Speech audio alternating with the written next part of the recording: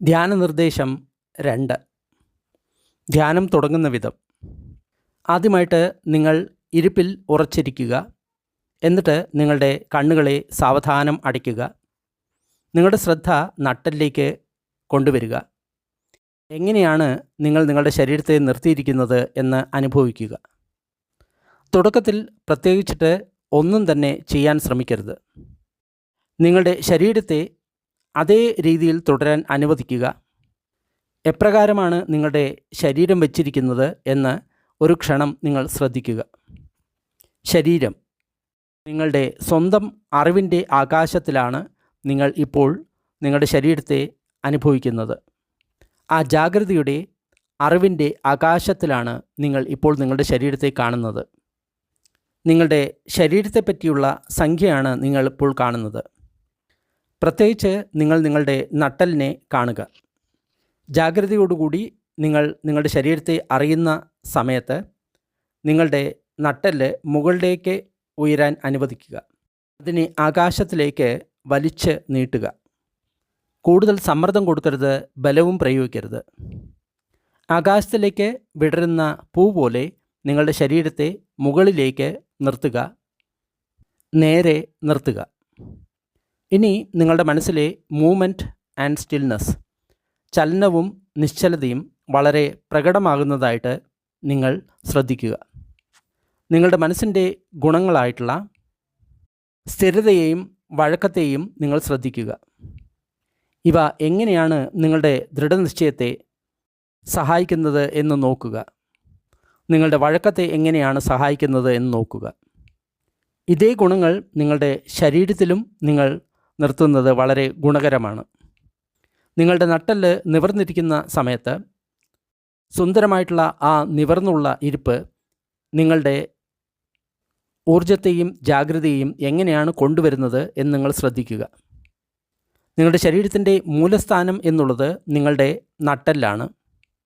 ശരീരം മുഴുവനും നട്ടെല്ലിന് ചുറ്റുമുള്ള ആ ആകാശത്തിലാണ് നിൽക്കുന്നത്. ശരീരത്തിൽ മുഴുവൻ വളരെ മൃദുവായിട്ടുള്ള ഊഷ്മളതയുള്ള ഒരു പ്രവാഹം പരക്കുകയാണ് എന്ന് വിചാരിക്കുക. ആ പ്രകാശം നിങ്ങളുടെ മുഖത്തുള്ള എല്ലാ സമ്മർദ്ദവും വലിഞ്ഞു മുറുകലും മൃദുവാക്കുന്നു. നിങ്ങളുടെ വയറ്റിലെ, നിങ്ങളുടെ ചുമലുകളിലെ, നിങ്ങളുടെ മുഴുവൻ ശരീരത്തിലെ, നിങ്ങളുടെ അരക്കെട്ടിലെ, നിങ്ങളുടെ കാലുകളിലെ എല്ലാ സമ്മർദ്ദവും വലിഞ്ഞു മുറുകലും മൃദുവാകുന്നു എന്ന് അറിയുക. ശരീരം നട്ടെല്ലിന് ചുറ്റുമായിട്ട് മൃദുവാകുന്നതും അയഞ്ഞിരിക്കുന്നതുമായിട്ട് അറിയുക. നിങ്ങളുടെ ശരീരം നട്ടെല്ലാകുന്ന ആ മൂലസ്ഥാനത്തിന് ചുറ്റും ചുറ്റിയിരിക്കുന്ന വളരെ മൃദുവായിട്ടുള്ള ഒരു വസ്ത്രം പോലെയാണ്. ഒട്ടും സമ്മർദ്ദമില്ല, ഒട്ടും മനപ്രയാസമില്ല, വളരെ മൃദുവാണ്. കുറച്ച് മിനിറ്റുകൾ ശരീരത്തിലുള്ള ഈ യോജിപ്പ്, ഊർജം, അതേപോലെ തന്നെ റിലാക്സേഷൻ ഇവയ്ക്ക് വേണ്ടി ചെലവഴിക്കുക. നിങ്ങൾ ഇരിക്കുന്നതിൽ നിങ്ങൾ സന്തുലിത പാലിക്കണം. നിങ്ങൾ എപ്രകാരമാണ് ശരീരം നിലനിർത്തുന്നത് അതിലും നിങ്ങൾ സന്തുലിത പാലിക്കണം. ഇനി നിങ്ങളുടെ അറിവാകുന്ന ആകാശത്തിൽ ഈ ശരീരം നിലനിൽക്കുന്നു എന്ന് അറിയുക. നിങ്ങളുടെ അറിവിൻ്റെ കേന്ദ്രം എന്ന് പറയുന്നത് സംവേദനകളുടെ ആ ലോകമാണ്. വഴിയിൽ കൂടെ വരുന്ന ശബ്ദകോലാഹലത്തെ നിങ്ങൾ തള്ളിമാറ്റാൻ ശ്രമിക്കുന്നില്ല. റൂമിനുള്ള ശബ്ദകോലാഹലത്തെ നിങ്ങൾ തള്ളിമാറ്റാൻ ശ്രമിക്കുന്നില്ല. ശരീരത്തിന് പുറത്തുള്ള യാതൊരുവിധ അനുഭവത്തെയും നിങ്ങൾ കണക്കാക്കുന്നില്ല. അത് നിങ്ങളുടെ ജാഗ്രതയുടെ പരിധിക്ക് അപ്പുറത്തായിട്ട് നിങ്ങൾ വയ്ക്കുക. നിങ്ങളുടെ അറിവിൻ്റെ അപ്പുറത്താണ് ആ കാര്യങ്ങൾ എല്ലാം. നിങ്ങൾ ശ്രദ്ധിക്കേണ്ടത് നിങ്ങളുടെ ശരീരത്തിലെ സംവേദനകൾ, അതാണ് നിങ്ങളുടെ ശ്രദ്ധാകേന്ദ്രം. അതിനുശേഷം നമ്മുടെ ശ്രദ്ധ ശരീരത്തിൽ മുഴുവനായിട്ട് ചുരുക്കുക. അതിനുശേഷം നമ്മുടെ ശ്വാസത്തിലേക്ക്, ശ്വാസത്തിൻ്റെ താളത്തിലേക്ക് നമ്മുടെ ശ്രദ്ധ കൊണ്ടുവരിക. ശ്വാസത്തിൻ്റെ അനുഭവം മാത്രം. ആ സമയത്ത് ശരീരം ഏത് രീതിയിൽ ശ്വസിക്കുകയാണെങ്കിലും അതൊന്നും പ്രശ്നമേ അല്ല. ഒരുപക്ഷെ ശ്വാസം ദീർഘമുള്ളതായിരിക്കാം, അല്ലെങ്കിൽ ഹ്രസ്വമായിരിക്കാം, അല്ലെങ്കിൽ ആഴത്തിൽ ഉള്ള ശ്വാസമായിരിക്കാം, അല്ലെങ്കിൽ ആഴത്തിൽ അല്ലാത്ത ശ്വാസമായിരിക്കാം, അതൊന്നും കാര്യമാക്കേണ്ടതില്ല. ശ്വാസത്തെ അതേ രീതിയിൽ തന്നെ സംഭവിക്കാൻ സമ്മതിക്കുക. ആ സംവേദനകളിൽ മാത്രം നിങ്ങൾ ശ്രദ്ധിക്കുക. ആ ശ്വാസത്തിൻ്റെ ഒഴുക്കിൽ മാത്രം മൃദുവായിട്ട് നിങ്ങളുടെ മനസ്സിനെ നിർത്തുക. നിങ്ങളുടെ മനസ്സിൽ മറ്റെന്തെങ്കിലും വരുന്ന സമയത്ത്, നിങ്ങളുടെ ശ്രദ്ധ വിചലിതമാകുന്ന സമയത്ത്, അത് ചിലപ്പോൾ ചിന്തകളായിരിക്കാം, അല്ലെങ്കിൽ ഓർമ്മകളായിരിക്കാം. നിങ്ങളുടെ മനസ്സ് വിചലിതമായി എന്ന് നിങ്ങൾ അറിയുന്ന ഉടൻ തന്നെ ആ ചിന്തകളെ, ഓർമ്മകളെ നിങ്ങൾ ഉപേക്ഷിക്കുക. മനസ്സ് എന്തിലാണെങ്കിലും ഉടൻ തന്നെ അതിനെ നിങ്ങൾ ഉപേക്ഷിക്കുക. നിങ്ങൾ ഈ ശരീരമാകുന്ന മണ്ഡലത്തിൻ്റെ പുറത്തു പോകുന്നത് പോലെയാണ് അത്. നിങ്ങളുടെ മനസ്സിനെ അങ്ങോട്ട് കൊണ്ടുപോയ ഏതൊരു കാര്യമാണെങ്കിലും അതിനെ നിങ്ങൾ ഉപേക്ഷിക്കുക. വീണ്ടും നിങ്ങൾ ശരീരത്തിൻ്റെ മധ്യത്തിലേക്ക് വരിക. വീണ്ടും ശ്വാസത്തിൻ്റെ അനുഭവത്തിലേക്ക് നിങ്ങൾ വരിക. നിങ്ങളുടെ ശ്രദ്ധ വീണ്ടും നിങ്ങൾ സന്തുലിതമാക്കുക. ശ്വാസത്തിൽ നിങ്ങളുടെ ശ്രദ്ധ വീണ്ടും നിങ്ങൾ കേന്ദ്രീകരിക്കുക. നിങ്ങൾക്ക് നിങ്ങളുടെ സ്വന്തം വഴി കണ്ടുപിടിക്കാവുന്നതാണ്. ശ്വാസത്തിൽ നിങ്ങളുടെ ശ്രദ്ധ കേന്ദ്രീകരിക്കലാണ് നിങ്ങളുടെ ശരിയായിട്ടുള്ള ജോലി. നിങ്ങൾ എവിടെയാണ് എന്ന് നിങ്ങൾ ശ്രദ്ധിക്കുക.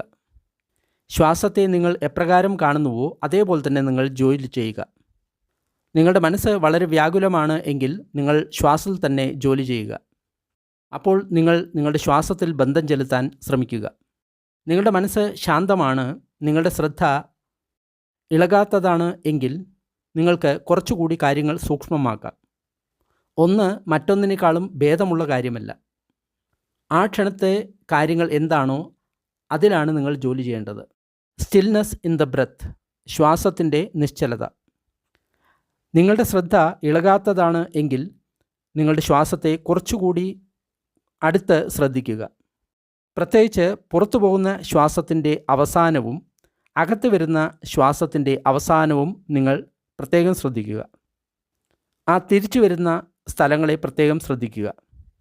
ആ സമയത്ത് നിങ്ങളുടെ ശ്വാസം നിൽക്കുന്നതാണ്. ആ ശ്വാസം നിൽക്കുന്ന അവസ്ഥയെ ഒരിക്കലും അറിഞ്ഞുകൊണ്ട് നീട്ടാൻ ശ്രമിക്കരുത്. അതിനെ ശ്രദ്ധിക്കുക മാത്രം ചെയ്താൽ മതി. ആ നിശ്ചലതയുടെ ഗുണത്തെ മനസ്സുകൊണ്ട് ശ്രദ്ധിക്കുക. ശ്വാസം തിരിച്ചു വരുന്ന ആ സമയത്തുള്ള ആ നിശ്ചലത, ഒരു ക്ഷണത്തേക്കും നിങ്ങൾക്ക് അത് അനുഭവിക്കാൻ സാധിക്കുന്നുണ്ടോ എന്ന് നോക്കുക. അങ്ങനെ അനുഭവിക്കാൻ സാധിക്കുന്നുണ്ട് എങ്കിൽ നിങ്ങൾ ആ അകത്തുള്ള ശാന്തതയെ അനുഭവിക്കുകയാണ്, അതിനെ സ്പർശിക്കുകയാണ്. ആ ഇടവേളയെ നിങ്ങൾ അറിയുകയാണ്. അപ്പോഴാണ് മനസ്സിൻ്റെ ഉള്ളിലുള്ള ആ നിശ്ചലതയുടെ ആകാശത്തെ നിങ്ങൾ സ്പർശിക്കുന്നത്. നിങ്ങളുടെ മനസ്സ് എത്ര തന്നെ ഓടിക്കഴിഞ്ഞാലും അതൊന്നും കാര്യമല്ല. എത്ര പ്രാവശ്യം വേണമെങ്കിലും അതിൻ്റെ ശ്രദ്ധയെ വീണ്ടും തിരിച്ചു കൊണ്ടുവരാവുന്നതാണ്. നിങ്ങളുടെ മനസ്സ് അലഞ്ഞു എന്ന് നിങ്ങൾ ശ്രദ്ധിക്കുന്ന സമയത്ത് ഉടൻ തന്നെ മനസ്സിനെ അതിൽ നിന്ന് ഉപേക്ഷിക്കുക. മനസ്സ് പിടിച്ചിട്ടുള്ള കാര്യങ്ങളെ നിങ്ങൾ ഉപേക്ഷിക്കുക. വീണ്ടും നിങ്ങളുടെ ശ്രദ്ധ നിങ്ങളുടെ ശരീരത്തിലേക്ക് കൊണ്ടുവരിക. വീണ്ടും ശ്വാസത്തിലേക്ക് നിങ്ങളുടെ ശ്രദ്ധ കൊണ്ടുവരിക. വളരെ മൃദുവായിട്ട്, ക്ഷമയോടുകൂടിയിട്ട്. നിങ്ങൾ ചിന്തകളാൽ ബന്ധിക്കപ്പെടുന്നു. നിങ്ങൾ ആ ചിന്തകളെ ഉപേക്ഷിക്കുന്നു. വീണ്ടും നിങ്ങൾ ധ്യാനം തുടങ്ങുന്നു. Noticing space in the breath, ശ്വാസത്തിലെ ആകാശത്തിൽ ശ്രദ്ധിക്കൽ. ശ്വാസത്തിലുള്ള നിങ്ങളുടെ ശ്രദ്ധ ഇളകാത്തതാണ്, സമ്മർദ്ദമില്ലാത്തതാണ് എന്ന് നിങ്ങൾ കാണുകയാണെങ്കിൽ നിങ്ങളുടെ മനസ്സിൻ്റെ വലിയ ആകാശത്തിൽ തിരശ്ചീനമായിട്ടുള്ള ഒരു പ്രകാശപുഞ്ചത്തെ പോലെ നിങ്ങളുടെ ശ്വാസത്തെ നിങ്ങൾ സങ്കല്പിക്കുക. നിങ്ങൾ ഉള്ളിലേക്ക് ശ്വാസം എടുത്തു കഴിയുന്ന സമയത്ത് ആ പ്രകാശം അവസാനിക്കുന്നു. പുറത്തേക്ക് ശ്വാസം വിട്ടുകഴിയുന്ന സമയത്ത് ആ പ്രകാശം അവിടെയും അവസാനിക്കുന്നു. അതിനിടയ്ക്കുള്ള ഒരു ദണ്ട് പോലെ, ആ പ്രകാശപുഞ്ചത്തെ പോലെ ആ ശ്വാസത്തെ നിങ്ങൾ അറിയുക. നിങ്ങളുടെ ശ്രദ്ധ ആ പ്രകാശപുഞ്ചത്തിലൂടെ മുന്നോട്ടും പിന്നോട്ടും നീങ്ങിക്കൊണ്ടിരിക്കുന്ന ഒരു സൂചികയെപ്പോലെയാണ്. ആ ശ്വാസത്തിന് ചുറ്റുമുള്ള ആകാശത്തെ അറിയുക. ആ ശ്വാസത്തിന് അകത്തുള്ള ആകാശത്തെ അറിയുക. അതിന് മുൻപുള്ള ആകാശത്തെ അറിയുക. അതിന് ശേഷമുള്ള ആകാശത്തെ അറിയുക. അതിനെ തുളച്ചു കയറുക. അത് ആകാശത്തുള്ള ഒരു പ്രകാശപുഞ്ചമാണ്. അതിന് ഒരു രൂപമുണ്ട്, ഒരു ആകൃതിയുണ്ട്, ഒരു വർണ്ണമുണ്ട്, ഒരു ആകൃതിയുണ്ട്. പക്ഷേ അത് സ്ഥൂലമല്ല. അതിന് ചുറ്റും ആകാശമുണ്ട്, അതിനുള്ളിലും ആകാശമുണ്ട്. അതിന് മുൻപും പിൻപും ആകാശമുണ്ട്. അതിനുശേഷം ആ ശ്വാസത്തിലുള്ള ശ്രദ്ധയെ പതുക്കെ അയച്ചു വിടുക. ആ ശ്വാസം ഒഴുകിക്കൊണ്ടിരിക്കുന്ന ആ ആകാശത്തെ, ആ നിശ്ചലതയെ നിങ്ങൾക്ക് കാണാൻ കഴിയുന്നുണ്ടോ എന്ന് ശ്രദ്ധിക്കുക. അങ്ങനെയാണെങ്കിൽ ആ നിശ്ചലതയുടെ ഗുണത്തിൽ നിങ്ങളുടെ മനസ്സിൻ്റെ ശ്രദ്ധയെ കേന്ദ്രീകരിക്കാൻ സാധിക്കുമോ എന്ന് നിങ്ങൾ നോക്കുക. ആ ആകാശം എന്നുള്ളത് ശ്വാസം തിരിച്ചു വരുന്ന സമയത്ത്, ശ്വാസം നിൽക്കുന്ന സമയത്ത് മാത്രമല്ല, റൂമിലെ ആകാശം പോലെയാണ്. ആ ആകാശം അവിടെ തന്നെ ഉണ്ട്. ആ റൂമിൽ ആൾക്കാർ ഉണ്ടെങ്കിലും ഇല്ലെങ്കിലും അവിടെ ആകാശമുണ്ട്. അതേപോലെ തന്നെയാണ് ശ്വാസത്തിൻ്റെ ആ ചലനം. അതേ സമയത്ത് തന്നെ അവിടെ നിശ്ചലതയുണ്ട്, അതിനു ചുറ്റും ആകാശമുണ്ട്. ആ ആകാശത്തിലാണ് ഈ ശ്വാസം ചലിക്കുന്നത്. Resting in knowing awareness. ആ അറിയുന്ന അറിവിൽ തന്നെ നിങ്ങൾ വിശ്രമിക്കുക. നിങ്ങളുടെ മനസ്സ് സ്ഥിരമായിരിക്കുകയാണ്, ശാന്തമായിരിക്കുകയാണ് എങ്കിൽ ഈ അറിവ് എന്ന ഗുണത്തിൽ മാത്രം നിങ്ങളുടെ ഹൃദയത്തെ പ്രതിഷ്ഠിക്കാൻ സാധിക്കുമോ എന്ന് നോക്കുക. ആ സമയത്ത് നിങ്ങളുടെ ധ്യാനവസ്തുവായിട്ടുള്ള ശ്വാസത്തെയും നിങ്ങൾക്ക് ഉപേക്ഷിക്കാൻ സാധിക്കും. ഈ തുറന്ന, എല്ലാറ്റിനെയും സ്വീകരിക്കുന്ന, എല്ലാറ്റിനെയും പുണരുന്ന ആ അറിവിൽ നിങ്ങൾക്ക് സ്വയം പ്രതിഷ്ഠിക്കാൻ ആകുന്നുണ്ടോ എന്ന് ശ്രദ്ധിക്കുക. ആ അറിവിൻ്റെ ആകാശത്തിലാണ് ശബ്ദവും ശരീരത്തിലെ സംവേദനകളും ശ്വാസവും ചിന്തകളും എല്ലാം ഉയരുന്നത്. ആ അറിവിൻ്റെ ആകാശത്തിലാണ്. അവയെല്ലാം ആ അറിവിൽ ഉണരുന്നു, പ്രകടമാകുന്നു, മാറുന്നു, ഇല്ലാതാകുന്നു. പുറത്തുള്ള ആകാശത്തിൻ്റെ ആ ഗുണം എല്ലാം അറിയുന്ന അകത്തുള്ള ആകാശത്തിൻ്റെ ഗുണമായിട്ട് പ്രതിഫലിക്കുന്നു. നിങ്ങളുടെ ഹൃദയം എല്ലാറ്റിനോടും തുറന്ന സമീപനമാണ് ചെയ്യുന്നത്. എല്ലാറ്റിനെയും സ്വീകരിക്കുന്നു, എല്ലാറ്റിനെയും ഉപേക്ഷിക്കുകയും ചെയ്യുന്നു. നിങ്ങളുടെ മനസ്സ് വളരെ വ്യാകുലമാണ് എങ്കിൽ, ഇവിടെയും അവിടെയും അലഞ്ഞു തിരിയുകയാണ് എങ്കിൽ, ഇതിനെയും അതിനെയും പിടിക്കുകയാണ് എങ്കിൽ, ആ ആകാശത്തിൽ ശ്രദ്ധ കേന്ദ്രീകരിക്കാൻ ബുദ്ധിമുട്ടാണ് എങ്കിൽ, അതിനർത്ഥം ആ ഓളങ്ങൾ നിങ്ങളെ വലിക്കുകയാണ്. ആ സമയത്ത് കാറ്റ് അധികം അടിക്കുകയാണ്. അപ്പോൾ വീണ്ടും നിങ്ങൾക്ക് നിങ്ങളുടെ നങ്കൂരം ഇടേണ്ടതുണ്ട്. അപ്പോൾ വീണ്ടും നിങ്ങൾ ശ്വാസത്തിൻ്റെ ശ്രദ്ധയിലേക്ക് തിരിച്ചു വരിക. വീണ്ടും നിങ്ങൾ ശ്വാസത്തിൽ ശ്രദ്ധിക്കാൻ തുടങ്ങുക. എത്ര എളുപ്പത്തിൽ മനസ്സിൻ്റെ ശ്രദ്ധ ഈ വർത്തമാന ക്ഷണത്തിൽ നിൽക്കുന്നുവോ, അത്രയും എളുപ്പത്തിൽ നിങ്ങൾക്ക് എല്ലാം അറിയുന്ന ഈ അറിവിലേക്ക് നിങ്ങളുടെ മനസ്സിനെ തുറക്കാൻ സാധിക്കും. എല്ലാം തുറന്നിട്ടുള്ള അറിവാണത്. എല്ലാറ്റിനെയും അത് സ്വീകരിക്കുക മാത്രം ചെയ്യുന്നു. എല്ലാറ്റിനെയും അത് അറിയുന്നു. എല്ലാ ശബ്ദങ്ങൾ, ചിന്തകൾ, ശരീരത്തിലെ സംവേദനകൾ, അവയെല്ലാം അത് വരാൻ അനുവദിക്കുന്നു. അതിനെല്ലാം അത് അറിയുന്നു. അതിനെല്ലാം അത് ഉപേക്ഷിക്കുന്നു. നിങ്ങളുടെ ഹൃദയം അതിനെല്ലാം ഉള്ളിലേക്ക് ശ്വസിച്ചെടുക്കുകയാണ്. അതുമൂലം നിങ്ങളുടെ ആ അറിവ് ഉത്തേജിപ്പിക്കപ്പെടുകയാണ്. അതിനുശേഷം നിങ്ങൾ ആ അറിവ് മുഴുവൻ ശ്വാസത്തോടൊപ്പം പുറത്തേക്കും വിടുന്നു. ധ്യാനം അവസാനിച്ചു. ചോദ്യോത്തരങ്ങൾ 2. ചോദ്യം: നമ്മൾ ധ്യാനിക്കുകയാണെങ്കിൽ നമ്മുടെ ശ്വാസമാണ് നമ്മുടെ കേന്ദ്രബിന്ദു. ആ സമയത്ത് പുറമേ ധാരാളം ശബ്ദങ്ങൾ ഉണ്ട് എന്ന് നമുക്കറിയാം. ഉദാഹരണമായിട്ട് ഒരു നായ കുരയ്ക്കുകയായിരിക്കാം. അപ്പോൾ എങ്ങനെയാണ് നമ്മൾക്ക് നമ്മുടെ ശ്രദ്ധ കേന്ദ്രീകരിക്കാൻ സാധിക്കുന്നത്? നമ്മൾ ഇരിക്കുന്ന സമയത്ത് നമ്മൾ നമ്മളോട് തന്നെ പറയണമോ, ഒരുപക്ഷെ നമ്മുടെ ധ്യാനത്തിന് ബാധയുണ്ടാകും എന്ന്? എന്തെങ്കിലും നമ്മളെ ശല്യപ്പെടുത്തുകയാണെങ്കിൽ അതിനുവേണ്ടി എന്താണ് താങ്കൾക്ക് നിർദ്ദേശം നൽകാനുള്ളത്? ഉത്തരം: അത് പല കാര്യങ്ങളെയും ആശ്രയിച്ചിരിക്കുന്നു. പുറമേയുള്ള കാര്യങ്ങളെ നിങ്ങൾ ഒരു തരത്തിലാണ് കൈകാര്യം ചെയ്യുന്നത്. അകത്തുള്ള കാര്യങ്ങളെ മറ്റൊരു തരത്തിലാണ് നിങ്ങൾ കൈകാര്യം ചെയ്യുന്നത്. അത് രണ്ടും തമ്മിൽ അല്പം വ്യത്യാസമുണ്ട്. പുറമേ നിന്ന് എന്തെങ്കിലും നിങ്ങളെ ശല്യപ്പെടുത്തുന്ന സമയത്ത് കേന്ദ്രബിന്ദുവായി നിങ്ങൾ ശ്വാസത്തെ നോക്കിയാൽ മതി. അത് നിങ്ങളെ സഹായിക്കും. ചിലരുടെ മനസ്സിന് കുറച്ചുകൂടി നല്ല സങ്കല്പശക്തിയുണ്ട്. നിങ്ങളുടെ കേന്ദ്രബിന്ദുവായി നിങ്ങൾ ശ്വാസത്തിൻ്റെ സംവേദനയെ നിങ്ങൾ വയ്ക്കുകയാണെങ്കിൽ അപ്പോൾ നിങ്ങൾക്ക് പുറത്തുള്ള വാഹനങ്ങളുടെ ശബ്ദവും അതേപോലെ തന്നെ നായ കുരയ്ക്കുന്ന ശബ്ദവും എല്ലാം കൈകാര്യം ചെയ്യാൻ സാധിക്കും. നിങ്ങളുടെ ജാഗ്രതയുടെ പരിധിക്കപ്പുറത്താണ് ആ ശബ്ദങ്ങൾ എന്ന് നിങ്ങൾ സങ്കല്പിക്കുക. അതിൻ്റെ പരിധിക്ക് അപ്പുറത്ത് നിങ്ങൾക്കത് ശ്രദ്ധിക്കാൻ സാധിക്കും. പക്ഷേ ബോധപൂർവം നിങ്ങളുടെ ശ്രദ്ധ അതിൽ നിന്ന് നിങ്ങൾ പിൻവലിക്കുന്നു. എന്നാൽ അതിനു പകരം നിങ്ങൾ അതിനോട് യുദ്ധം ചെയ്യുകയാണെങ്കിൽ അത് ഒരു പ്രശ്നമായിട്ട് തീരും. 1970 അജഞ്ച ഇംഗ്ലണ്ടിലേക്ക് വന്നത്. അത് ഒരു വലിയ സംഭവമായിരുന്നു. പൂർവ്വരാജ്യത്തുള്ള ഒരു വലിയ ഗുരു ലണ്ടനിലുള്ള ബുദ്ധിസ്റ്റ് ഗ്രൂപ്പുകളെ കാണാൻ വേണ്ടി വന്നതായിരുന്നു.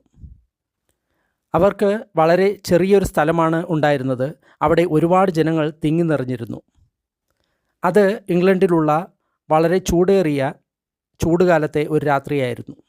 മുറിയിൽ മുഴുവൻ ആവി പറക്കുകയായിരുന്നു. അതിനുശേഷം അവർ ധ്യാനിക്കാൻ തുടങ്ങി. അപ്പോൾ എല്ലാവർക്കും വളരെ വലിയ ചൂട് അനുഭവപ്പെട്ടു. അപ്പോൾ അവർ ജനലുകൾ തുറന്നു. അപ്പോൾ ആ മുറിക്ക് പുറത്ത് വളരെ ഉച്ചത്തിലുള്ളൊരു സംഗീത വിരുന്ന് നടക്കുകയായിരുന്നു. കുറച്ചു സമയം ആ സംഗീതം കേട്ടപ്പോൾ അവർ വീണ്ടും വാതിലുകൾ അടച്ചു. ആ സമയം മുഴുവൻ അജഞ്ച അവിടെ വെറുതെ ഇരിക്കുകയായിരുന്നു. ജനലുകൾ അടച്ചു കഴിഞ്ഞപ്പോൾ എല്ലാവർക്കും വീണ്ടും ഒരുപാട് ചൂടെടുക്കാൻ തുടങ്ങി. അവർ ശ്വാസം മുട്ടി മരിക്കാൻ പോവുകയായിരുന്നു. ആ സമയത്തും അജഞ്ച അവിടെ തന്നെ ഇരിക്കുകയായിരുന്നു. അവർ വീണ്ടും ജനലുകൾ തുറന്നു. അപ്പോൾ പുറത്തുള്ള ആ വലിയ ഉച്ചത്തിലുള്ള സംഗീതം അവർ വീണ്ടും കേൾക്കാൻ തുടങ്ങി. ഇത് തുടർന്നുകൊണ്ടേയിരുന്നു. അജഞ്ച അവരെ ആ മുറിയിൽ 1.5 മണിക്കൂർ ഇരുത്തി. അതിനുശേഷം അദ്ദേഹം ബെല്ലടിച്ചു. അത് ഇംഗ്ലണ്ട് ആയിരുന്നതുകൊണ്ട് എല്ലാവരും ഉടൻ തന്നെ അദ്ദേഹത്തോട് ക്ഷമായാചന നടത്തി. അവർ പല പ്രാവശ്യം ആ വീടിന് പുറത്ത് നടക്കുന്ന സംഗീതത്തെ നിർത്താൻ ശ്രമിച്ചിരുന്നു. പക്ഷേ അത് ഫലപ്രാപ്തി കണ്ടില്ല. ആദ്യമായിട്ട് അജഞ്ച പറഞ്ഞ കാര്യം ഇങ്ങനെയായിരുന്നു: നിങ്ങൾ വിചാരിക്കുകയായിരുന്നു ആ ശബ്ദം നിങ്ങളെ അലോസരപ്പെടുത്തുന്നു എന്ന്. എന്നാൽ യഥാർത്ഥത്തിൽ നിങ്ങളാണ് ആ ശബ്ദത്തെ അലോസരപ്പെടുത്തിയത്. ആ ശബ്ദം എപ്രകാരമോ അപ്രകാരം തന്നെ ഉള്ളതാണ്. അത് ഒരു വായുവിൻ്റെ കമ്പനമാണ്. നമ്മൾ അതിനോട് യുദ്ധം ചെയ്താലും ഇല്ലെങ്കിലും അത് നമ്മളോടൊപ്പം തന്നെ ഉണ്ട്. അതിനാൽ അത് വളരെ നല്ല ഒരു ഉപദേശമാണ്. ഒരു പക്ഷേ പുറത്ത് ഒരു നായ കുരയ്ക്കുകയായിരിക്കാം, അല്ലെങ്കിൽ പുറത്ത് ട്രാഫിക്കിൻ്റെ വളരെ വലിയ ശബ്ദം ഉണ്ടാകുകയായിരിക്കാം. എന്നാൽ അത് ആശ്രയിച്ചിരിക്കുന്നത് നമ്മളെയാണ്. നമ്മൾ അതിനോട് യുദ്ധം പ്രഖ്യാപിക്കുകയാണോ, അതോ നമ്മൾ അതിനെ സഹിച്ചുകൊണ്ടിരിക്കുകയാണോ? ഒരു പക്ഷേ ഇന്നലെ നമ്മളും അത്തരത്തിലുള്ള ഒരു സംഗീത വിരുന്ന് നടത്തുകയായിരിക്കാം. പെട്ടെന്ന് നമ്മുടെ അയൽക്കാർ വീണ്ടും സംഗീതം വയ്ക്കാൻ തുടങ്ങി. അപ്പോൾ നമ്മൾ വിചാരിക്കുന്നു, ദയവ് ചെയ്ത് ശബ്ദമുണ്ടാക്കരുത്, ഞാൻ ധ്യാനിക്കാൻ ശ്രമിക്കുകയാണ്. നിങ്ങൾക്ക് ഹൃദയമില്ലേ? ഈ പറഞ്ഞതിൻ്റെ ഉദ്ദേശം എന്താണെന്ന് വെച്ച് കഴിഞ്ഞാൽ, ഒരിക്കലും നമ്മൾ അതിനോട് യുദ്ധം ചെയ്യരുത്. ആ ശബ്ദത്തെ തുടരാൻ സമ്മതിക്കുക. ബോധപൂർവം ആ സംഗീതത്തെ ഒരു സൈഡിലേക്ക് വയ്ക്കുക. നിങ്ങൾ അതിനെ ശ്രദ്ധിക്കുന്നുണ്ട്, എന്നിട്ട് അതിനെ ഉപേക്ഷിക്കുന്നു. നിങ്ങൾക്ക് നിങ്ങളുടെ സങ്കല്പം പല രീതിയിലും ഉപയോഗിക്കാൻ സാധിക്കും. ഈ രീതിയിലും നിങ്ങൾക്ക് സങ്കല്പിക്കാൻ സാധിക്കും: ഒരു നായ തന്നെ ആണ്. അത് എന്നെ ശല്യപ്പെടുത്താൻ ആഗ്രഹിക്കുന്നില്ല. അത് ഒരു നായയുടെ പ്രവൃത്തി തന്നെയാണ് ചെയ്യുന്നത്. അതാണ് നായയുടെ പ്രവൃത്തി. അതാണ് അത് ചെയ്തുകൊണ്ടിരിക്കേണ്ടത്. ഞാൻ ഒരു പട്ടിയായിരുന്നെങ്കിൽ തീർച്ചയായിട്ടും ഞാനും കുരയ്ക്കുമായിരുന്നു. അതിനാൽ ആ രീതിയിൽ നിങ്ങൾ ജോലി ചെയ്യുക. വളരെ നിസ്സാരമായിട്ടുള്ള രീതിയിൽ ഈ കാര്യങ്ങളെ കൈകാര്യം ചെയ്യുക. അതിനുശേഷം മനസ്സിനെ വീണ്ടും കേന്ദ്രബിന്ദുവിലേക്ക് കൊണ്ടുവരിക. നിങ്ങൾ ഉള്ളിലെ ഏതെങ്കിലും കാര്യത്തിൽ നിങ്ങൾ ജോലി ചെയ്യുകയാണെങ്കിൽ, ഉദാഹരണമായിട്ട് തുടർച്ചയായി വന്നുകൊണ്ടിരിക്കുന്ന ചില ചിന്തകൾ, അല്ലെങ്കിൽ വിചാരങ്ങൾ, അല്ലെങ്കിൽ ഓർമ്മകൾ, അപ്പോൾ നിങ്ങൾക്ക് പല രീതിയിൽ അതിനെ കൈകാര്യം ചെയ്യാൻ സാധിക്കും. ഉദാഹരണമായിട്ട് നിങ്ങൾ ഇരിക്കുന്നതിന് മുമ്പ് നിങ്ങളുടെ മനസ്സിൽ ഒരു ദൃഢനിശ്ചയം എടുക്കുക. ആ ധ്യാന സമയത്തേക്ക് ഒരു ദൃഢനിശ്ചയം എടുക്കുക. നമ്മളുടെ മനസ്സിൽ എന്തു തന്നെ വന്നു കഴിഞ്ഞാലും അത് ഒരു വളരെ ഗംഭീരമായിട്ടുള്ള കവിതയുടെ ഒരു നല്ല ലൈനായിരിക്കാം, അല്ലെങ്കിൽ നമ്മൾ വിളിക്കാൻ മറന്ന ഒരു ഫോൺ കാളായിരിക്കാം. അതെല്ലാം ധ്യാനത്തിന് ശേഷമേ ഞാൻ ചെയ്യുകയുള്ളൂ. ഇപ്പോൾ ഈ കുറച്ച് മിനിറ്റുകൾക്ക് ഈ ലോകത്തിലെ ഏറ്റവും പ്രധാനപ്പെട്ട കാര്യം ഈ ലളിതമായിട്ടുള്ള അഭ്യാസമാണ്. ധ്യാനത്തിന് ശേഷം ബാക്കിയുള്ള ജോലികളെല്ലാം നമ്മൾക്ക് ചെയ്യാൻ സാധിക്കും. അതിനുശേഷം എന്തു തന്നെ വരികയാണെങ്കിലും അതിന് ഞാൻ പ്രാധാന്യം കൊടുക്കും. അതിനുശേഷം അതിനെ ഞാൻ കൈകാര്യം ചെയ്യും. പക്ഷേ ഇപ്പോൾ ഒരിക്കലും ഞാനത് ചെയ്യില്ല. ധ്യാനം തുടങ്ങുന്നതിന് മുമ്പ് തന്നെ നിങ്ങൾ മനസ്സിൽ ഈ രീതിയിൽ ചിന്തിക്കുക. അപ്പോൾ നിങ്ങളുടെ മനസ്സിൽ വരുന്ന കാര്യങ്ങൾ അത് എന്തെങ്കിലും പ്ലാനുകളായിരിക്കാം, അല്ലെങ്കിൽ നമ്മൾക്ക് ചെയ്ത് തീർക്കേണ്ട കാര്യങ്ങളായിരിക്കാം, അല്ലെങ്കിൽ നമ്മൾക്ക് എന്തെങ്കിലും ചെയ്യേണ്ട കാര്യങ്ങളായിരിക്കാം. ഇത്തരം അലോസരപ്പെടുത്തുന്ന കാര്യങ്ങൾ വരുന്ന സമയത്ത് വളരെ മൃദുവായിട്ട്, വളരെ വ്യക്തമായിട്ട് നമുക്ക് പറയാം, ഞാനത് പിന്നീട് ചെയ്യും. വളരെ ലളിതമായിട്ടുള്ള ഇത്തരം കാര്യം വളരെ ശക്തമാണ്, അത്ഭുതപ്പെടുത്തുന്നതാണ്. എന്നാൽ നിങ്ങൾ ഇങ്ങനെ വിചാരിക്കുകയാണ്, വായ മൂടൂ, ചിന്തകളെ നിങ്ങൾ ദൂരെ പോകൂ എന്ന് പറയുകയാണെങ്കിൽ നിങ്ങൾ ആ ചിന്തകളെ അടിച്ചമർത്താനാണ് നോക്കുന്നത്. അത് നിങ്ങൾ ഒരു ശബ്ദത്തെ അടിച്ചമർത്താൻ നോക്കുന്നത് പോലെയാണ്. നിങ്ങൾ അതിനോട് യുദ്ധം ചെയ്യുകയാണ്. നിങ്ങളുടെ മനോശക്തി കൊണ്ട് നിങ്ങൾക്ക് അതിനെ കുറച്ചു നേരം അടിച്ചമർത്താൻ സാധിക്കും. നിങ്ങൾ അതിനെ എത്രമാത്രം തള്ളിമാറ്റാൻ നോക്കുന്നുവോ അതിന് അത്രയും ഊർജം കൂടുതൽ കിട്ടുന്നതാണ്. അപ്പോൾ നിങ്ങളുടെ പിടി അല്പം അയയുന്ന സമയത്ത് അത് വീണ്ടും നിങ്ങളിലേക്ക് തന്നെ തിരിച്ചു വരും. അതിനാൽ വളരെ മൃദുവായി ഉറച്ച സ്വരത്തിൽ ഇങ്ങനെ പറയുക, ഈ മനസ്സിലുള്ള കാര്യങ്ങളെ ഞാൻ പിന്നീട് ചെയ്യും. ഞാൻ ഇത് പ്രാധാന്യമുള്ളതല്ല എന്ന് ഇപ്പോൾ പറയുന്നില്ല. ഇത് വളരെ പ്രധാനപ്പെട്ട ഒരു ചിന്ത തന്നെയാണ്. തീർച്ചയായിട്ടും ഇതിനെ ഞാൻ കൈകാര്യം ചെയ്യേണ്ടതുണ്ട്. പക്ഷേ ഇപ്പോഴല്ല. നിങ്ങൾ അതിനോട് ബഹുമാനം കാണിക്കുക. നിങ്ങൾ ഇങ്ങനെ പറയുക, തീർച്ചയായിട്ടും നിങ്ങളുടെ മനസ്സിന് നിങ്ങളോട് പറയാനുള്ള സ്വാതന്ത്ര്യം ഉണ്ട്. ഞാൻ അതിനെ അവഗണിക്കുന്നില്ല, പക്ഷേ ഇപ്പോൾ ഇല്ല. ഈ രീതിയിൽ നിങ്ങൾ സമീപിച്ചു കഴിഞ്ഞാൽ അത് വളരെ നന്നായിട്ട് നിങ്ങളെ സഹായിക്കും. എന്തെന്നാൽ നമ്മൾ മനസ്സുമായിട്ട് ജോലി ചെയ്യുന്ന സമയത്ത് നമ്മൾ എന്ത് ഉപകരണമാണ് ഉപയോഗിക്കുന്നത് എന്ന് തിരിച്ചറിയേണ്ടത് വളരെ പ്രാധാന്യമുള്ള കാര്യമാണ്. നിങ്ങൾ മനസ്സിനോട് വളരെ ദ്വേഷത്തോടുകൂടി അടിച്ചമർത്താനായിട്ട് ശക്തമായിട്ട് പറയുകയാണെങ്കിൽ അതുമൂലം നിങ്ങൾക്ക് അസ്വസ്ഥതയും സമ്മർദ്ദവും വിഷമവും ഉണ്ടാകും. എന്നാൽ നേരെ മറിച്ച് നിങ്ങൾ വളരെ മൃദുവായിട്ട് വ്യക്തമായിട്ട് സ്നേഹിക്കുന്ന രീതിയിൽ നിങ്ങൾ അതിനോട് പറയുകയാണെങ്കിൽ നിങ്ങൾ അനുഭാവപൂർവം എളുപ്പത്തിൽ വളരെ വ്യക്തമായിട്ടാണ് കാര്യങ്ങൾ പറയുന്നത്. ലക്ഷ്യത്തെ മാർഗം കൊണ്ട് ന്യായീകരിക്കാനുള്ള തത്വശാസ്ത്രം ബുദ്ധിസ്റ്റിൻ്റേതല്ല. ബുദ്ധിസത്തിൽ മാർഗം തന്നെയാണ് ലക്ഷ്യവും. മാർഗവും ലക്ഷ്യവും ഇരട്ടകളാണ്. നിങ്ങളുടെ മനസ്സിൽ അലോസരപ്പെടുത്തുന്ന ചിന്തകൾ വരികയാണെങ്കിൽ അത് പോകുന്നില്ല, നിങ്ങളുടെ ശ്രദ്ധയെ ആകർഷിക്കുകയാണ് എങ്കിൽ വീണ്ടും വീണ്ടും ആ അലോസരപ്പെടുത്തുന്ന ചിന്തകൾ നിങ്ങളുടെ അടുത്ത് വരികയാണെങ്കിൽ അപ്പോൾ അതിനോട് ഇങ്ങനെ പറയുക, ഓക്കെ, ശരി, പറയൂ. അതിനെ വീണ്ടും വീണ്ടും അകറ്റാൻ ശ്രമിക്കരുത്. കൺസ്ട്രക്ഷൻ ബിസിനസ്സിൽ അവർ ഒരു കാര്യം പറയാറുണ്ട്, നിങ്ങൾക്ക് അതിനെ മറയ്ക്കാൻ സാധിക്കുന്നില്ല എങ്കിൽ അതിനെ ഒരു അലങ്കാരമാക്കുക. അതിനാൽ അത് അവിടെയുണ്ട്. അതിനെപ്പറ്റി ചിന്തിക്കാൻ അത് നിങ്ങളോട് ആവശ്യപ്പെടുന്നു. അത് അവിടെ നിന്ന് പോകുന്നില്ല. അത് നിങ്ങളുടെ ശ്രദ്ധയെ വീണ്ടും വീണ്ടും ആകർഷിക്കുകയാണ്. അപ്പോൾ അതിനെ കൊണ്ടുവരിക, അതിനോട് സംസാരിക്കാൻ പറയുക. അത് എന്തിനെ പറ്റിയാണ് എന്ന് മനസ്സിലാക്കുക. എവിടെ നിന്നാണ് അത് വരുന്നത് എന്ന് മനസ്സിലാക്കുക. അതിൻ്റെ പ്രേരണാ ഘടകം എന്ത് എന്ന് മനസ്സിലാക്കുക. ഇതിനെപ്പറ്റി കൂടുതൽ കാര്യങ്ങൾ നമുക്ക് അടുത്ത അധ്യായത്തിൽ പറയാം. നമ്മൾ ചിന്തിക്കുന്ന ചില ചിന്തകൾ ധ്യാനത്തിന് ഉതകുന്നതാണ്. നിങ്ങൾക്ക് ബുദ്ധിപരവും അതേപോലെ തന്നെ നിരീക്ഷണപാഠവുമുള്ള അന്വേഷണങ്ങൾ കൊണ്ട് ഒരു ചിന്ത എന്തുകൊണ്ടാണ് വരുന്നത് എന്ന് നിങ്ങൾക്ക് പറയാൻ സാധിക്കും. അത് ഒരു ഭയമായിരിക്കാം, ആസക്തിയായിരിക്കാം, അല്ലെങ്കിൽ മനസ്സിലെ ഒരു വികാരമായിരിക്കാം. നിങ്ങൾക്ക് തീർച്ചയായിട്ടും അതിനെ ശരിയാക്കാവുന്നതാണ്. ഈ രീതിയിൽ നിങ്ങൾ ചിന്തിക്കുന്നത് നിയന്ത്രണം ഇല്ലാതെ സംസാരിച്ചു കൊണ്ടിരിക്കുന്ന മനസ്സിനെ അതിന് അനുവദിക്കുന്നതിന് തീർത്തും വിപരീതമാണ്. നമ്മളുടെ ചിന്തകൾക്ക് ഒരു പ്രത്യേക അളവുകളുണ്ട്.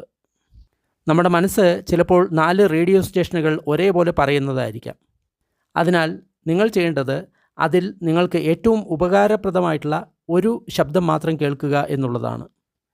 ചിന്തകൾ വരികയാണെങ്കിൽ കൂടി അത് ധ്യാനിക്കുന്ന ആ ആകാശത്താണ് വരുന്നത്. പലപ്പോഴും ഇങ്ങനെ തോന്നാറുണ്ട്.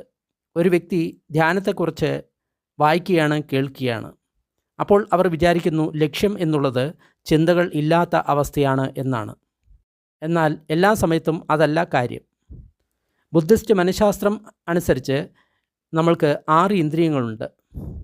കണ്ണുകളാണ് രൂപത്തെ സ്വീകരിക്കുന്നത്, കാതുകൾ ശബ്ദത്തെ സ്വീകരിക്കുന്നു, നാവ് രസത്തെ സ്വീകരിക്കുന്നു, മൂക്ക് ഗന്ധത്തെ സ്വീകരിക്കുന്നു, ശരീരം സ്പർശത്തെ സ്വീകരിക്കുന്നു, മനസ്സ് അല്ലെങ്കിൽ നമ്മുടെ തലച്ചോറ് ചിന്തകളെ സ്വീകരിക്കുന്നു. 6ാമത്തെ ഇന്ദ്രിയം മനസ്സിൻ്റെ ഇന്ദ്രിയമാണ്. അതാണ് ചിന്തകളെയും നമ്മുടെ മനസ്സിലെ വികാരങ്ങളെയും അറിയുന്നത്. അതും മറ്റേ ഇന്ദ്രിയങ്ങൾ പോലെ തന്നെ ആണ്. നമ്മൾക്ക് വളരെ ശാന്തമായിട്ടുള്ള മനസ്സോടുകൂടി കാണാനും കേൾക്കാനും കഴിയും എങ്കിൽ ശ്വാസം വരുന്നു, മാറുന്നു, ഇല്ലാതാകുന്നു, ഈ കാര്യങ്ങളെ നമുക്ക് വളരെ ശാന്തമായിട്ടുള്ള മനസ്സോടുകൂടി അറിയാൻ സാധിക്കുന്നു എങ്കിൽ അപ്പോൾ ചിന്തിക്കുക എന്നുള്ള ഒരു കാര്യം കൊണ്ട് മാത്രം മനസ്സ് പൂർണ്ണമായിട്ടും സമാധാനക്കേട് ഉണ്ടാകുകയില്ല. നമുക്ക് നമ്മുടെ മനസ്സിൽ വരുന്ന വികാരങ്ങളെ നമ്മളുടെ അന്വേഷണാത്മകമായിട്ടുള്ള ചിന്തകൾ കൊണ്ട് അത് എന്തു കാരണം കൊണ്ടാണ് വന്നത് എന്ന് അന്വേഷിക്കാൻ സാധിക്കും. ഈ തരത്തിൽ ആ സമയത്ത് നമ്മളുടെ ചിന്തകൾ നടക്കുകയാണ്. എന്നാൽ അതേ സമയത്ത് തന്നെ നമ്മുടെ മനസ്സ് ഏകാഗ്രമാണ്, ശാന്തമാണ്. അവിടെ വളരെ ചൂട് പിടിച്ചിട്ടുള്ള ഒരു കാര്യമായിരിക്കും നടക്കുന്നത്, ഒരു വലിയ സംഭവമായിരിക്കും നടക്കുന്നത്. അതിനെക്കുറിച്ചുള്ള ഒരു ഓർമ്മയാണ് അവിടെ വരുന്നത്. ആ സമയത്ത് നമ്മൾക്ക് മനസ്സിനെ അതിൻ്റെ പാട്ടിന് വിടാനും സാധിക്കും. മനസ്സ് ആ സമയത്ത് ബഹളം വയ്ക്കുന്ന സമയത്തും നമ്മൾക്ക് മനസ്സിനോട് ശാന്തത പുലർത്താനും സാധിക്കും. അപ്പോൾ നമുക്ക് മനസ്സിനോട് ഇങ്ങനെ പറയാൻ പറ്റും, അത് വെറും ഒരു ശബ്ദമാണ്. ഞാൻ ആ ശബ്ദത്തോട് കലഹിക്കാൻ പോകുന്നില്ല എങ്കിൽ യാതൊരുവിധ പ്രശ്നവുമില്ല. ആ ശബ്ദം അവിടെ തന്നെ നിന്നോട്ടെ. ഇത് പ്രകൃതിയുടെ മറ്റൊരു മുഖമാണ്. അത് വരികയാണ്, പോവുകയാണ്, മാറിക്കൊണ്ടിരിക്കുകയാണ്. ഞാനിത് പല പ്രാവശ്യം ചെയ്തിട്ടുണ്ട്. മനസ്സ് എന്തെങ്കിലും കാര്യങ്ങളെപ്പറ്റി സംസാരിച്ചു കൊണ്ടേ ഇരിക്കുകയായിരിക്കും. എന്നാൽ മനസ്സ് എന്തിനു പറ്റിയാണ് ചിന്തിക്കുന്നത് എന്നതിനെ ഒഴിവാക്കിക്കൊണ്ട് ഞാൻ ഇങ്ങനെ വിചാരിക്കുന്നു, കുട്ടി അതിനെ നോക്കിക്കൊണ്ടിരിക്കുക. ഇന്ന് രാത്രി എൻ്റെ മനസ്സ് ഒരുപാട് സംസാരിക്കുകയാണ്, അതിനെ ഒന്ന് കേട്ടു നോക്കുക. മനസ്സ് സംസാരിച്ചു കൊണ്ട് തന്നെ ഇരിക്കുകയാണ്. എന്നാൽ അപ്പോഴും നമ്മുടെ മനസ്സിലുള്ള ശാന്തതയിലാണ് ആ ചിന്തകൾ നടന്നുകൊണ്ടിരിക്കുന്നത്. ആ സമയത്തും ചലനവും അതേപോലെ തന്നെ നിശ്ചലതയും രണ്ടും ഒരുമിച്ച് കൂടിയിരിക്കുകയാണ്. മനസ്സ് ചലിച്ചുകൊണ്ട് തന്നെ ഇരിക്കുകയാണ്. പക്ഷെ നമ്മൾ അതിനോട് വാഗ്വാദം നടത്തുന്നില്ല, നമ്മൾ അതിനെ കേൾക്കുന്നു. എന്നാൽ മനസ്സിൻ്റെ വ്യാകുലതയിൽ നമ്മൾ പിടികൊടുക്കുന്നില്ല. ചോദ്യം: താങ്കൾക്ക് ശരീരത്തെക്കുറിച്ചും അതിൻ്റെ ചലനങ്ങളെക്കുറിച്ചും പറയാമോ? പ്രത്യേകിച്ച് ഇരുന്ന് ധ്യാനിക്കുന്ന സമയത്ത് ശരീരത്തിൽ ഒരുപാട് വേദനാജനകമായിട്ടുള്ള അനുഭവം ഉണ്ടാകുന്ന സമയത്ത് ശരീരം അനക്കുന്നതിനെ പറ്റി താങ്കൾക്ക് ഒന്ന് വിവരിക്കാമോ? ഉത്തരം: ചലനം എന്നത് ധ്യാനത്തിൻ്റെ അഭ്യാസത്തിൻ്റെ പ്രധാനപ്പെട്ട ഒരു ഭാഗമാണ്. ഞാൻ ആദ്യമായിട്ട് തായ്ലൻഡിലെ ഒരു ബുദ്ധിസ്റ്റ് വിഹാരത്തിൽ പോയിരുന്ന സമയത്ത് ഞാൻ അതിനു മുൻപ് ഒരിക്കലും ധ്യാനിച്ചിരുന്നില്ല. കോൺക്രീറ്റ് തറയിൽ വളരെ നേരിയ ഒരു പുൽപ്പായിലാണ് ഞാൻ ഇരുന്നത്. ഓരോ പ്രാവശ്യത്തെ ഇരിപ്പും 1 മണിക്കൂർ ദൈർഘ്യമുള്ളതാണ്. ഈ സമയത്ത് നമ്മൾ നമ്മുടെ ശരീരം അനക്കാൻ പാടില്ല. അതിനാൽ പെട്ടെന്ന് ധ്യാനത്തോടുള്ള എൻ്റെ പരിചയം തുടങ്ങിയത് 15 മിനിറ്റിന് ശേഷമുള്ള വേദനയോട് കൂടിയിട്ടാണ്. ബുദ്ധിസ്റ്റ് മെഡിറ്റേഷൻ എന്നുള്ളത് ഒരു പുരുഷ മേധാവിത്വത്തിൻ്റെ പ്രവൃത്തിയല്ല എന്നുള്ളത് തിരിച്ചറിയേണ്ടത് വളരെ പ്രാധാന്യമുള്ളതാണ്. പലപ്പോഴും അതേ രീതിയിലാണ് ഇത്തരം ധ്യാനങ്ങൾ അവസാനിപ്പിക്കുന്നത്. നമ്മൾ ശരീരത്തിലെ വേദനകളെയല്ല അന്വേഷിക്കുന്നത്. നമ്മളുടെ ലക്ഷ്യം അതല്ല, പക്ഷേ ഇത് ഒരു പാർശ്വഫലമാണ്. അതില്ലെങ്കിൽ നമ്മൾക്ക് കുറച്ചുകൂടി സന്തോഷമായിട്ട് കഴിയാമായിരുന്നു. ശാരീരിക വേദനയുമായിട്ട് ഇടപഴകുന്നതിന് മുമ്പ് ചില കാര്യങ്ങൾ നമ്മൾ പ്രത്യേകം ശ്രദ്ധിക്കേണ്ടതുണ്ട്. സമർത്ഥമായിട്ടുള്ള രീതിയിൽ ശാരീരിക വേദനകളെ നേരിടാൻ നമ്മൾ പഠിക്കുകയാണെങ്കിൽ അത് നേരിട്ട് തന്നെ മാനസിക വേദനകളുമായിട്ട് ഇടപഴകുന്നതിന് അത് നമ്മളെ സഹായിക്കും. ശാരീരിക വേദന വെറും ഒരു വാക്യത്തിൽ പറയുകയാണെങ്കിൽ ഇത് കഷ്ടമുള്ളതാണ്, എനിക്കിത് ഇഷ്ടമല്ല, ഇത് എനിക്ക് വേണ്ട, ഇത് ഇല്ലാതാകട്ടെ, അത് കുറച്ചുകൂടി നല്ലതാണ്. നേരെ മറിച്ച് മാനസിക വേദനകളോടുള്ള നമ്മളുടെ സമീപനം എന്ന് പറയുന്നത് കൂടുതൽ പ്രശ്നങ്ങളിലേക്ക് നയിക്കുന്നതാണ്. ചലനവും നിശ്ചലതയും, മൂവ്മെൻറ്റ് ആൻഡ് സ്റ്റിൽനെസ് രണ്ടും കോർത്തിണക്കിക്കൊണ്ട് ശാരീരിക വേദനകളെ എങ്ങനെ നേരിടണം എന്ന് പഠിക്കുന്നത് വളരെ ഉപകാരപ്രദമാണ്. ശരീരവേദനകളെ സമീപിക്കുന്ന നമ്മളുടെ മനോഭാവം ഇത്തരത്തിലാണ് എങ്കിൽ ഞാൻ ഒരിക്കലും ഇളകില്ല എന്ന് ഞാൻ പ്രതിജ്ഞ എടുത്തിട്ടുണ്ട്. എല്ലാവരും എന്നെ നോക്കിക്കൊണ്ടിരിക്കുകയാണ്. ഇളകുന്നത് തീർത്തും തെറ്റാണ്. എത്ര കഷ്ടപ്പെട്ട് കഴിഞ്ഞാലും ഞാൻ ബലമായിട്ട് ഈ വേദനയെ മറികടക്കണം. ഇങ്ങനെയെല്ലാം വിചാരിക്കുന്നത് നമ്മളെ ആശുപത്രിയിലെ എമർജൻസി റൂമിൽ കൊണ്ട് എത്തിക്കും. നിങ്ങളുടെ മാനസിക ശക്തി കൊണ്ട് നിങ്ങൾക്ക് അതിനെ അടിച്ചമർത്താൻ സാധിക്കില്ല. നിങ്ങളുടെ ശരീരം അതിന് വഴങ്ങില്ല. നിങ്ങൾക്ക് കുറച്ചു നേരം ആ ശാരീരിക വേദനകളെ മറികടക്കാൻ സാധിച്ചേക്കാം. എന്നാൽ ശരീരം വളരെ ക്ഷീണിതമാണ്. അതുകൊണ്ടാണ് നിങ്ങൾക്ക് വേദന അനുഭവിക്കുന്നത്. അത് നിങ്ങൾക്കുള്ള മുന്നറിയിപ്പാണ്. നിങ്ങൾ പരിപൂർണരായിട്ടും മുടന്തനായിട്ട് മാറിയിരിക്കുകയാണ്. അല്പമെങ്കിലും പ്രശ്നം നിങ്ങൾക്ക് തോന്നിക്കഴിഞ്ഞു കഴിഞ്ഞാൽ നിങ്ങൾ ഉടൻ തന്നെ അതിനെതിരെ പ്രതികരിക്കാൻ തുടങ്ങും. അപ്പോൾ നിങ്ങൾക്ക് തീർച്ചയായിട്ടും ആഴത്തിലുള്ള ശാന്തി ഒരിക്കലും അനുഭവിക്കാൻ സാധിക്കില്ല. എന്തെന്നാൽ വേദനയോട് നിങ്ങൾ വളരെ അന്ധമായിട്ടുള്ള പ്രതികരണമാണ് വളർത്തിയിരിക്കുന്നത്. നിങ്ങൾക്ക് അസ്വസ്ഥത തുടങ്ങിയ ഉടനെ തന്നെ നിങ്ങൾ ചലിക്കുകയാണ് എങ്കിൽ നിങ്ങൾ ദുർബലനാണ്. പെട്ടെന്ന് വേദനയ്ക്ക് നിങ്ങൾ ഇരയായിട്ട് തീരും. യഥാർത്ഥ ബുദ്ധിസം ഇത് രണ്ടിനും ഇടയ്ക്കുള്ള സന്തുലിതാവസ്ഥയാണ് പറയുന്നത്, മധ്യമായിട്ടുള്ള മാർഗമാണ് പറയുന്നത്. ഈ സന്തുലിത അവസ്ഥ എന്ന് പറയുന്നത് പകുതി സമയം നിങ്ങൾ ഇളകുകയും പകുതി സമയം നിങ്ങൾ ഇളകാതിരിക്കുകയും ചെയ്യുക എന്നുള്ളതല്ല. അത് മറ്റൊരു കാര്യമാണ്. മധ്യമ മാർഗം എന്ന് പറയുന്നത് ഈ രണ്ട് അതിരുകളുടെയും ഇടയ്ക്കുള്ള സ്ഥലമാണ്. രണ്ട് അതിയായിട്ടുള്ള മാർഗങ്ങളുടെ ഇടയ്ക്കുള്ള ഭാഗമാണ്. ആ അസ്വസ്ഥതയുടെ നേർക്കുള്ള യഥാർത്ഥ സമീപനത്തെ കാണുമ്പോഴാണ് ഈ കാര്യം നമ്മൾ നേടുന്നത്. നമ്മൾക്ക് ശാരീരികമായിട്ടുള്ള വേദന ഉണ്ടാകുന്ന സമയത്ത് ആദ്യമായിട്ട് നമ്മൾ ചെയ്യാൻ തുടങ്ങുന്നത് അതിനെപ്പറ്റി ഓർത്ത് അസ്വസ്ഥരാകുക എന്നുള്ളതാണ്. അതിനെ നമ്മൾ പ്രതിരോധിക്കാൻ തുടങ്ങും, അല്ലെങ്കിൽ അതിനെ ഭയപ്പെടും, അല്ലെങ്കിൽ അതിനെ നമ്മൾ വെറുക്കും. ഇത് ആവശ്യകരമായിട്ടുള്ള ദ്വേഷമാണെന്ന് നമുക്ക് തോന്നാവുന്നതാണ്. ആ വേദനയെ ഇഷ്ടപ്പെടാതിരിക്കുന്നത് ശരിയായിട്ടുള്ളൊരു കാര്യമാണ് എന്ന് നമ്മൾക്ക് തോന്നാം. എന്തെന്നാൽ അത് സുഖകരമല്ല. നേരത്തെ പറഞ്ഞിട്ടുള്ള ഉദാഹരണം തന്നെ എടുക്കാം. അജൻ ചായയുടെ ധ്യാന സമയത്തുള്ള റോഡിലെ ബഹളങ്ങൾ. ആ ബഹളങ്ങൾ എന്നെ ശല്യപ്പെടുത്തുന്നതായിട്ട് നമ്മൾക്ക് തോന്നുന്നത് അതിൽ കാര്യമുണ്ട് എന്ന് നമ്മൾക്ക് തോന്നുന്നു. നമ്മുടെ മുട്ടിലുള്ള വേദന നമ്മളെ ശല്യപ്പെടുത്തുന്നുണ്ട്. എന്നാൽ അജൻ ചാ നമ്മൾക്ക് ചൂണ്ടിക്കാണിക്കുന്നത് നമ്മളാണ് ആ വേദനയെ ശല്യപ്പെടുത്തുന്നത് എന്നാണ്. നമ്മുടെ മനസ്സ് ആ വേദനയെ പിടിക്കുന്നു, എന്നിട്ട് അതിനോട് യുദ്ധം ചെയ്യുന്നു. എന്നാൽ ധ്യാനിക്കുന്ന സമയത്ത് നമ്മുടെ പ്രതിക്രിയയെ നമ്മൾ ഉപേക്ഷിക്കുകയാണ് ചെയ്യുന്നത്. വേദന ചീത്തയാണ് എന്നുള്ള ചിന്ത അവിടെയുണ്ട്. ആ വേദന അവിടെ ഉണ്ടാകാൻ പാടില്ല. നിങ്ങൾ ആ വേദനയെ ആഗ്രഹിക്കുന്നില്ല. എന്താണ് ഇവിടെ സംഭവിച്ചുകൊണ്ടിരിക്കുന്നത് എന്ന് നിങ്ങൾ നിങ്ങളോട് തന്നെ ചോദിക്കുന്നു. നമ്മൾ നേരത്തെ ചർച്ച ചെയ്തതുപോലെ തന്നെ വേദനയും ശബ്ദത്തെ പോലെയുള്ള ഒരു കാര്യം തന്നെയാണ്. നമ്മൾക്ക് അതിനെ മറയ്ക്കാൻ സാധിക്കുന്നില്ല എങ്കിൽ അതിനെ നമ്മൾക്ക് ഒരു അലങ്കാരമായിട്ട് ഉപയോഗിക്കാം. വേദന നമ്മളുടെ പുറകുവശത്താണ്, കാലുകളിലാണ്, കൈകളിലാണ്, അല്ലെങ്കിൽ എവിടെയാണെങ്കിലും നിങ്ങളുടെ ശ്രദ്ധ അത് ആകർഷിക്കുകയാണെങ്കിൽ അതിനെ ഒരു ശല്യമായിട്ട് കാണരുത്. അത് നിങ്ങളെ ശ്വാസത്തിൽ നിന്നും വഴിതെറ്റിക്കുകയാണ് എന്ന് വിചാരിക്കരുത്.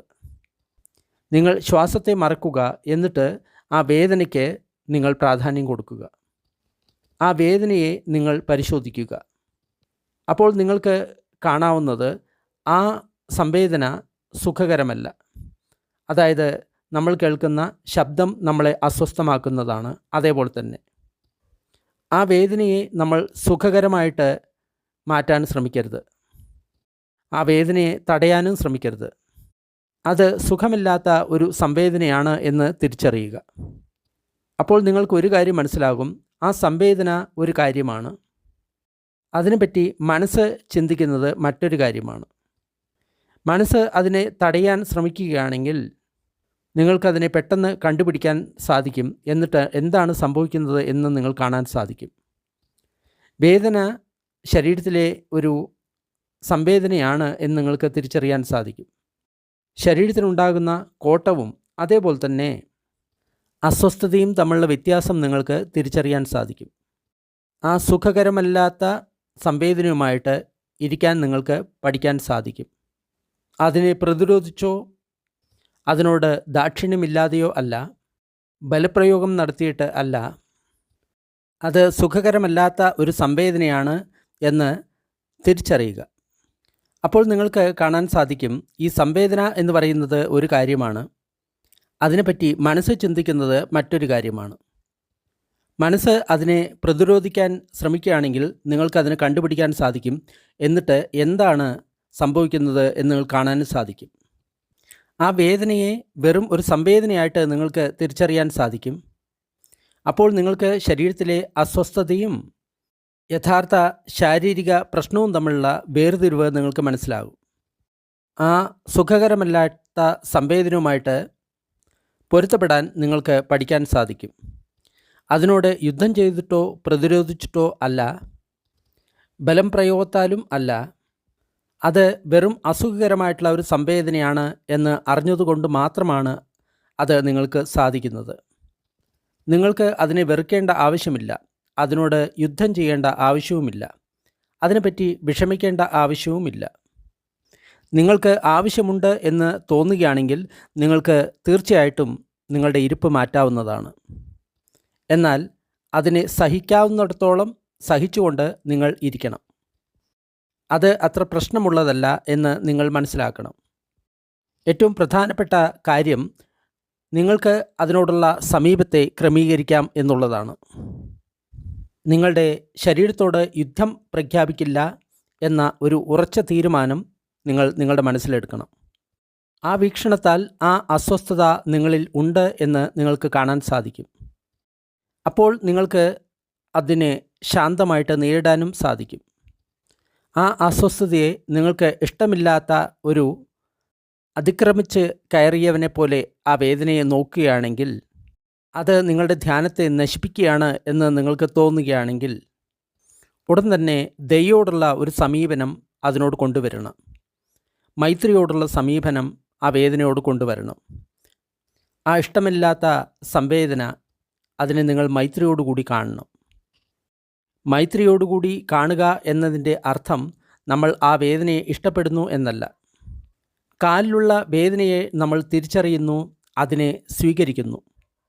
അല്ലെങ്കിൽ തലയിലുള്ള വേദനയെ നമ്മൾ തിരിച്ചറിയുന്നു, അതിനെ സ്വീകരിക്കുന്നു. നമ്മുടെ മനസ്സുകൊണ്ട് നമ്മൾക്ക് അതിനെ മാറ്റി നിർത്താൻ സാധിക്കില്ല. എന്നാൽ അതിനോടുള്ള മൃദുവായിട്ടുള്ള സമീപമാണ് ആദ്യത്തെ പടി. അടുത്ത പടി എന്നുള്ളത് ആ വേദനയെ നമ്മുടെ ശ്രദ്ധയുടെ കേന്ദ്രത്തിലേക്ക് കൊണ്ടുവരിക. അപ്പോൾ ആ വേദനയെ അല്ലെങ്കിൽ ആ അസ്വസ്ഥതയെ പ്രതിരോധിക്കുന്നത് കൊണ്ട് നിങ്ങൾ അസ്വസ്ഥമായിരിക്കുന്നു എന്ന് നിങ്ങൾക്ക് കാണാൻ സാധിക്കും. അപ്പോൾ നിങ്ങൾക്ക് നിങ്ങളുടെ ശരീരത്തെ റിലാക്സ് ചെയ്യാൻ അല്ലെങ്കിൽ അയച്ചുവിടാൻ സാധിക്കും. യോഗ പോസിനെ പോലെ നിങ്ങൾക്ക് കുറച്ചുകൂടി ശരീരത്തെ അയച്ചുവിടാം. യോഗ ചെയ്യുന്ന സമയത്ത് ആ യോഗാസനം ശരിയായിട്ട് രീതിയിൽ കിട്ടാൻ നമ്മൾ ശ്രമിക്കാറുണ്ട്. ആ സമയത്ത് നമ്മുടെ ആ ശ്രമം കുറച്ചുകൂടി കടുത്തതായിരിക്കാം. എന്നാൽ നമ്മൾ അതിനെ അയച്ചുവിടാൻ പഠിക്കുന്നു. അപ്പോൾ കുറച്ചുകൂടി നമ്മൾക്ക് അത് നന്നായിട്ട് ചെയ്യാൻ സാധിക്കുന്നു. നമ്മുടെ ശരീരം അയച്ചുവിടുന്ന സമയത്ത് ആ യോഗ പോസ് കുറച്ചുകൂടി നല്ല രീതിയിൽ നമ്മൾക്ക് ചെയ്യാൻ സാധിക്കുന്നു. ധ്യാനിക്കുമ്പോൾ ഉണ്ടാകുന്ന വേദനയിലും ഇതേ സമീപനമാണ് നമ്മൾ സ്വീകരിക്കേണ്ടത്. അതിനോടുള്ള വിദ്വേഷം കൊണ്ട് നിങ്ങൾ അസ്വസ്ഥമാകുന്നത് നിങ്ങൾക്ക് കാണാൻ സാധിക്കും. അപ്പോൾ നിങ്ങൾക്ക് അതിനെ റിലാക്സ് ചെയ്യാൻ സാധിക്കും, അല്ലെങ്കിൽ അയച്ചുവിടാൻ സാധിക്കും. അപ്പോൾ നിങ്ങൾക്ക് ഒരു കാര്യം കാണാൻ സാധിക്കും, അരക്കെട്ടിലുള്ള നിങ്ങളുടെ പേശികൾ, അതേപോലെ തന്നെ കണങ്കാലുള്ള പേശികൾ, ഇവയെല്ലാം ടൈറ്റായിരിക്കുകയാണ്, വലിഞ്ഞു മുറുകിയിരിക്കുകയാണ്. അപ്പോൾ ശാരീരികമായി നിങ്ങൾ നിങ്ങളുടെ ശരീരത്തെ അയച്ചു വിടുന്നു. അപ്പോൾ നിങ്ങൾക്കുണ്ടാകുന്ന സമ്മർദ്ദം കുറയുന്നു. അപ്പോൾ നിങ്ങൾക്ക് വേദനയോടുള്ള പ്രതിരോധം ഇല്ലാതാകുന്നു. സമ്മർദ്ദം ഇല്ലാതാകുന്ന സമയത്ത് ആ വേദനയുടെ കാരണവും കുറയുന്നു. അപ്പോൾ ആ വേദനയുടെ കാഠിന്യവും കുറയുന്നു. അപ്പോൾ യഥാർത്ഥത്തിൽ നിങ്ങൾ ആ വേദനയുമായിട്ട് യുദ്ധം ചെയ്യുന്നില്ല.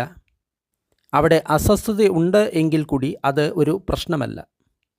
നിങ്ങൾ വേദനയോട് ഈ രീതിയിൽ ജോലി ചെയ്യുന്ന സമയത്ത്, ശരിയായിട്ടുള്ള രീതിയിൽ നേരെ ഇപ്രകാരം ജോലി ചെയ്യുന്ന സമയത്ത്, അപ്പോൾ നിങ്ങൾക്ക് നിങ്ങളുടെ ശരീരത്തെ പറ്റിയിട്ടുള്ള യഥാർത്ഥ ഒരു അവബോധം നിങ്ങൾക്ക് ലഭിക്കും. നിങ്ങൾ നിങ്ങളുടെ ശരീരത്തിനെ ഒരുപാട് സമ്മർദ്ദം ചെലുത്തി എന്ന് നിങ്ങൾക്ക് മനസ്സിലാകുന്ന സമയത്ത്, നിങ്ങൾ കൂടുതൽ അധ്വാനം ചെലുത്തുന്നു എന്ന് നിങ്ങൾക്ക് മനസ്സിലാകുന്ന സമയത്ത്, അപ്പോൾ നിങ്ങൾക്ക് മനസ്സിലാകും നിങ്ങളുടെ ആസനത്തിൽ നിന്ന് നിങ്ങൾക്ക് ഇളകാനുള്ള സമയമായി എന്ന് മനസ്സിലാകുന്നു. അപ്പോൾ നിങ്ങൾ ഇരുന്ന ഇരിപ്പിൽ നിന്ന് ഇളകുന്ന സമയത്ത് അത് വേദനയോടുള്ള വെറുപ്പ് കൊണ്ടല്ല എന്ന് നിങ്ങൾക്ക് മനസ്സിലാവുന്നു. അത് ശരീരത്തിനോടുള്ള ദയ കൊണ്ടുള്ള പ്രവൃത്തിയാണ് എന്ന് നിങ്ങൾക്ക് മനസ്സിലാവുന്നു. ഇതാണ് വളരെ വലിയ ഒരു അന്തരം. അജഞ്ച പറയാറുണ്ട്, നിങ്ങൾ ഇളകാൻ ആഗ്രഹിക്കുന്ന സമയത്ത് കുറച്ച് സമയം കൂടി നിങ്ങൾ കാത്തിരിക്കുക, കുറച്ച് മിനിറ്റുകൾ കൂടി നിങ്ങൾ കാത്തിരിക്കുക, അടുത്ത 1 മിനിറ്റ് 2 മിനിറ്റ് കൂടി നിങ്ങൾ കാത്തിരിക്കുക. ശരീരത്തെ റിലാക്സ് ചെയ്യുക, അയച്ചുവിടുക, ക്ഷമയോടുകൂടി ഇരിക്കുക. ആ വേദനയോടുള്ള ഇഷ്ടക്കോടുകൊണ്ടല്ല നിങ്ങൾ ചലിക്കാൻ ആഗ്രഹിക്കുന്നത്, എന്നാൽ ശരീരത്തോടുള്ള ദയ കൊണ്ടാണ് നിങ്ങൾ ചലിക്കാൻ ആഗ്രഹിക്കുന്നത്. എന്നാൽ നിങ്ങൾ ഉള്ളിൽ വളരെ ശ്രദ്ധയോടുകൂടി ഇരിക്കണം. നിങ്ങളുടെ ഉള്ളിലെ നിയമ ഉപദേഷ്ടാവ് നിങ്ങൾ ദയാലുവാണ് എന്ന് നിങ്ങളെ ബോധ്യപ്പെടുത്തും. അപ്പോഴേ നിങ്ങൾക്ക് ചലിക്കാൻ സാധിക്കൂ. അതിനാൽ നിങ്ങൾ സ്വയം നിങ്ങളെ തന്നെ നിരീക്ഷിക്കണം.